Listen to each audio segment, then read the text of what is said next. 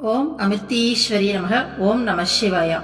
நாம இன்னைக்கு ஸ்ரீ குரு கீதை புத்தகத்துல 2வது அத்தியாயம் ஸ்டார்ட் பண்ண போறோம். ஸோ லாஸ்ட் வீடியோவோட முதல் அத்தியாயம் முடிஞ்சு போச்சு. இன்னைக்கு 2வது அத்தியாயம் ஸ்டார்ட் பண்றோம். ஓகேங்களா? ஸோ ஃபர்ஸ்ட் ஸ்லோகா பாருங்க. தியானம் ஸ்ருணு மகாதேவி சர்வானந்த பிரதாயகம் சர்வ சௌக்கியகரம் சைவ புக்தி முக்தி பிரதாயகம். மகாதேவி, இனி சர்வானந்தத்தை அளிப்பதும் எல்லாவித சுகங்களை நல்குவதும் போகமும் மோக்ஷமும் அளிப்பதுமான குருவின் தியானத்தை பற்றி கூறுகிறேன் கேள்.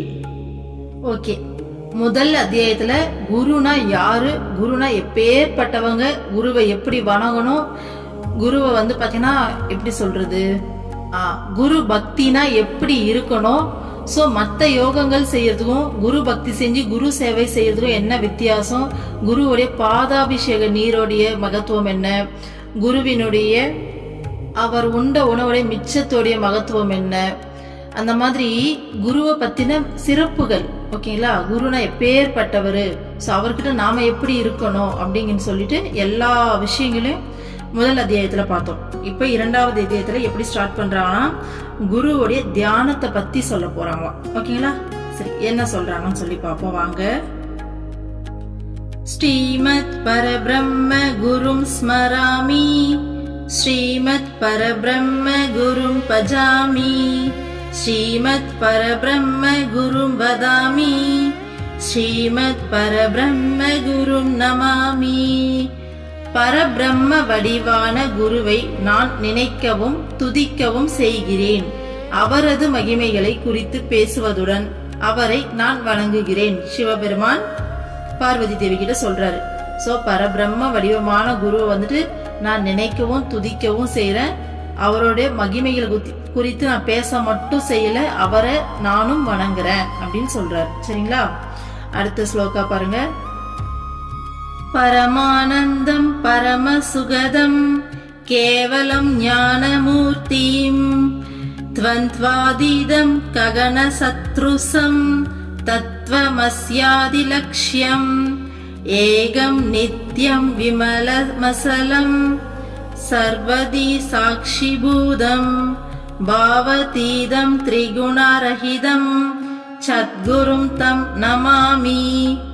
பிரம்மானந்த வடிவினரும் பரமமான சுகத்தை நல்குபவரும் ஞானமே வடிவானவரும் உள்ளது இல்லாதது போன்ற இருமைகளுக்கு அப்பாற்பட்டவரும் ஆகாயத்தை போல் சூக்ஷ்மமாக உள்ளவரும் எங்கும் நிறைந்தவரும் தத்துவமசி முதலான மகா வாக்கியங்களின் லட்சியமாக இருப்பவரும் ஒன்றேயானவரும் நிலையானவரும் நிர்மலமானவரும் அசைவற்றவரும் உண்டாகும் அறிவு அனைத்திற்கும் சாட்சியாக இருப்பவரும் கற்பனைகளுக்கு அப்பாற்பட்டவரும் முக்குணங்களை கடந்தவருமான சத்குருவை நான் வணங்குகிறேன்.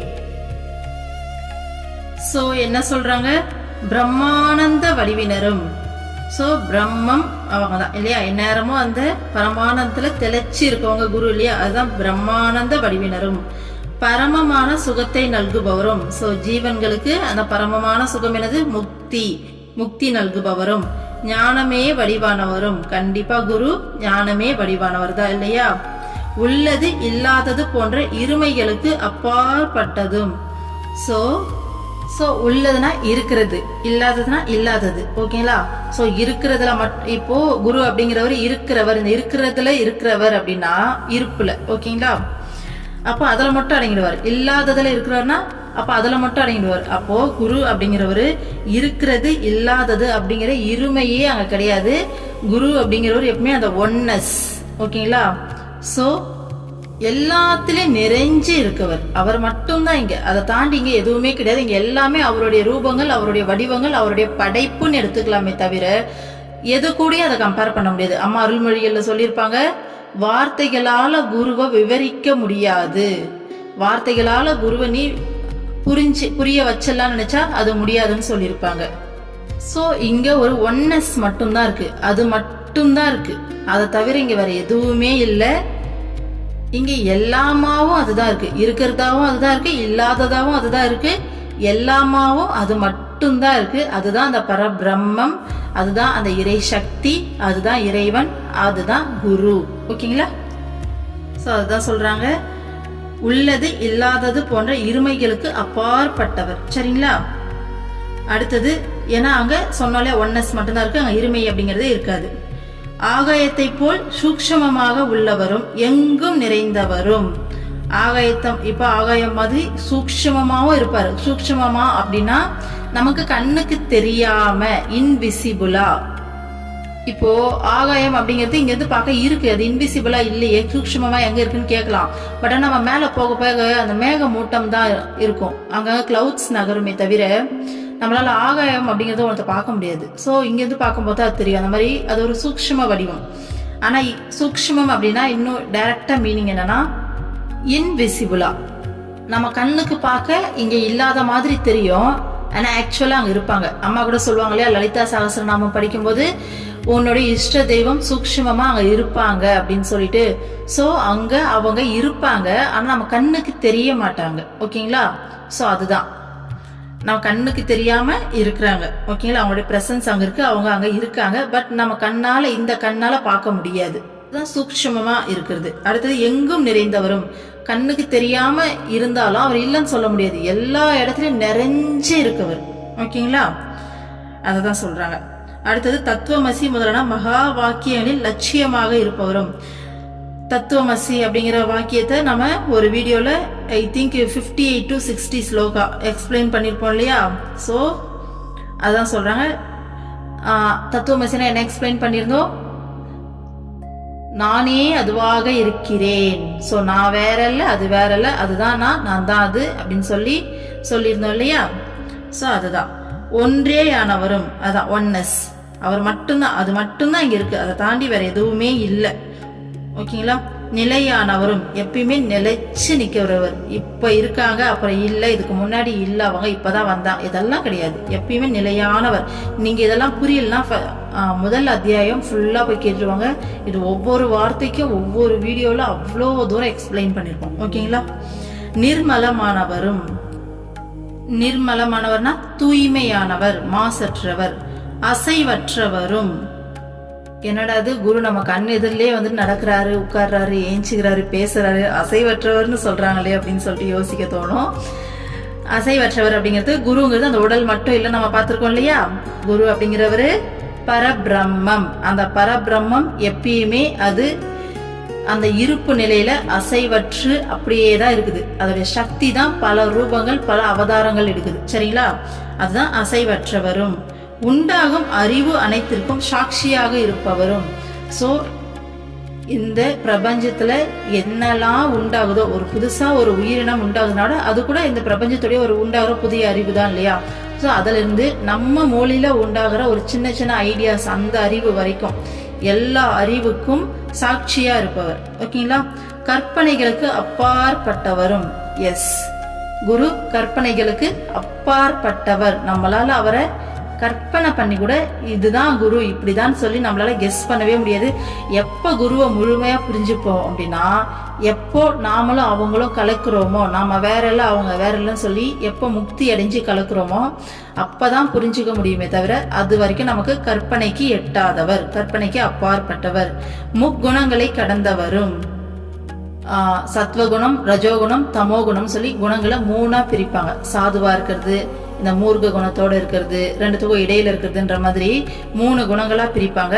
சோ அந்த 3 குணங்களையும் கடந்தவர் சத்குரு அப்படிங்கிறவர் இல்லையா? சோ அதுதான் சொல்றாங்க.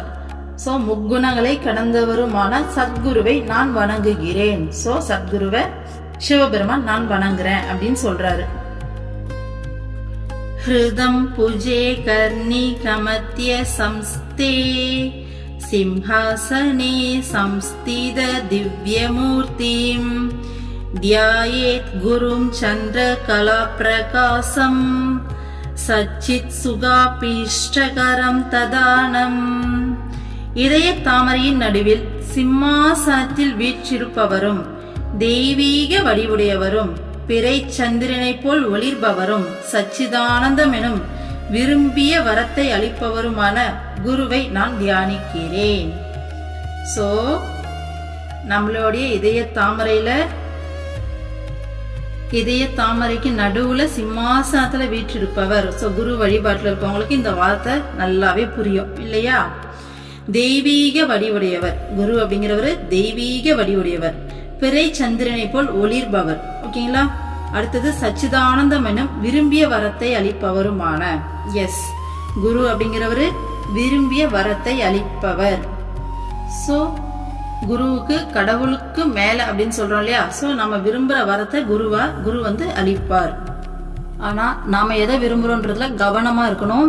ஸோ ஸ்டார்டிங் ஸ்டேஜ்ல ஓகே, அம்மா கிட்ட போயிட்டு இல்ல உங்களுடைய குரு கிட்ட போயிட்டு தேவையான விஷயங்களை கேட்கறது அப்படிங்கிறது ஸ்டார்டிங் ஸ்டேஜ்ல ஓகே. எப்பயா இருந்தாலும் நமக்கு தேவைன்னா நம்ம கண்டிப்பா ஒரு குழந்தைக்கு தேவைன்னா அம்மா கிட்ட தான் போய் நிற்போம், அது பிரச்சனை கிடையாது. ஆனா அதையும் தாண்டி நம்ம கொஞ்சம் அவேர்னஸா இருக்கணும். நமக்கு இங்க வேண்டியது இறைவன் மட்டும்தான், அந்த முக்தி மட்டும்தான், அதுக்காக தான் இங்க வந்திருக்கோன்ற அவேர்னஸோடு இருக்கணும். ஓகேங்களா? சோ விரும்பிய வரத்தை அளிப்பவருமான குருவை நான் தியானிக்கிறேன்னு சொல்றாங்க. ஸ்வேதாம்பரம் ஸ்வேத விலேப புஷ்பம் முக்தா விபூஷம் முதிதம் த்விநேத்ரம் வாமாங்க பீடஸ்தித திவ்ய சக்திம் மந்தஸ்மிதம் பூர்ண கிருபாநிதிதானம் ஆனந்தமானந்தகரம் பிரசன்னம் ஞானஸ்வரூபம் நிஜபாவயுக்தம் யோகீந்திர மீட்யம் பவரோக வைத்யம் ஸ்ரீமத் குரும் நித்யமகம் நமாமி. வெண்மை நிற ஆடையும் வெள்ளை சந்தனமும் வெள்ளை மலரும் அணிந்தவரும் முத்துக்களால் ஆன ஆபரணங்களை அணிந்தவரும் ஆனந்தமான முகமுடையவரும் இரு கண்கள் உள்ளவரும் மடியில் இடதுபுறம் சக்தி வடிவான தேவியை அமரச் செய்தவரும் மென்னகை புரிபவரும் முழுமையான அருளுக்கு ஆதாரமாக இருப்பவரும் ஆனந்த வடிவினரும் பக்தர்களுக்கு ஆனந்தம் அளிப்பவரும் மகிழ்ச்சியாக இருப்பவரும் ஞானமே வடிவானவரும் தனது மெய் வடிவில் நிலைத்திருப்பவரும் யோகிகளில் தலைமையானவரும் வணங்கத்தக்கவரும் சம்சார நோயை அகற்றும் மருத்துவருமாக திகழும் குருவை நான் என்றென்றும் வணங்குகிறேன். சோ இந்த மனித உடல் எடுத்த குரு எப்படியெல்லாம் இருப்பார் அப்படின்னு சொல்லிட்டு அவருடைய வெளி தோற்றங்களை பொதுவா எல்லா குருமார்களுக்கும் பொதுவா வந்து விளக்குறாங்க. வெண்மை நிறையாடை, வெள்ளை சந்தனம், வெள்ளை மலர் அணிந்தவர், முத்துக்களாலான ஆபரணங்களை அணிந்தவர், ஆனந்தமான முகமுடையவர், இரு கண்கள் உள்ளவர், மடியில இடதுபுறம் சக்தி தேவியை அமரச் செய்தவர், மென்னகை புரிபவர், மென்னகைனா மென்மையான புன்னகை, முழுமையான அருளுக்கு ஆதாரமாக இருப்பவர், ஆனந்த வடிவினர், பக்தர்களுக்கு அதே மாதிரி அவரும் ஆனந்த வடிவம், பக்தர்களுக்கும் ஆனந்தம் அளிப்பவர், மகிழ்ச்சியாக இருப்பவர், ஞானமே வடிவானவர், தனது மெய் வடிவில் நிலைத்திருப்பவர். எந்த நேரமும் இந்த உடல்ல இருந்தாலும் எப்பயுமே தன்னுடைய மெய் வடிவுல நிலைச்சு இருப்பவர், யோகிகளுடைய தலைமையானவர், சோ வணங்கத்தக்கவர், சம்சார நோயை அகற்றும் மருத்துவருமாக திகழும் குருவை நான் வணங்குகிறேன். சோ குருவுடைய தோற்றத்தை பத்தியும் குணத்தை பத்தியும் இதுல விளக்குறாங்க. சரிங்களா? அடுத்த ஸ்லோகா பாருங்க, எப்படி எல்லாம் வர்ணிக்கிறாங்க பாருங்க குருவை. கடவுளே வந்து ரசிக்கிறாங்க குருவை.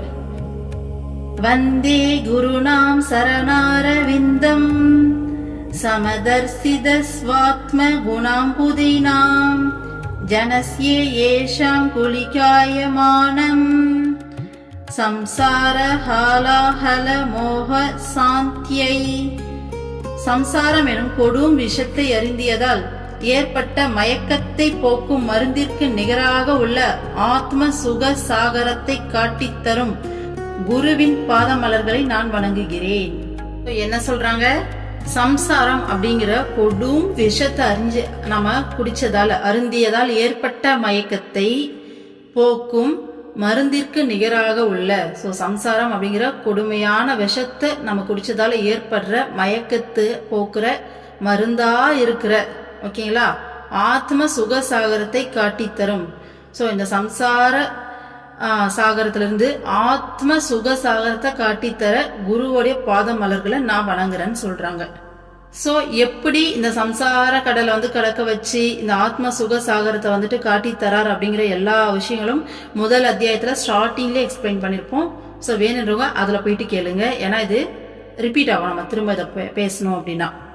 ஸோ அந்த வீடியோஸ் போய் பார்த்தீங்கன்னா நல்லா டீட்டெயில்டாக நிறைய விஷயம் பேசியிருப்போம். ஓகேங்களா? ஸோ மொத்தமாக சொல்லணும்னா இந்த உலக மாயையிலேருந்து நம்மளை எடுத்து உண்மை எது அப்படின்னு சொல்லி புரிய வச்சு நம்மளை உண்மையை நோக்கி பயணப்பட வச்சு இந்த உடல் துன்பத்திலிருந்து நம்மளை காப்பாற்றுறவர் குரு. ஓகேங்களா?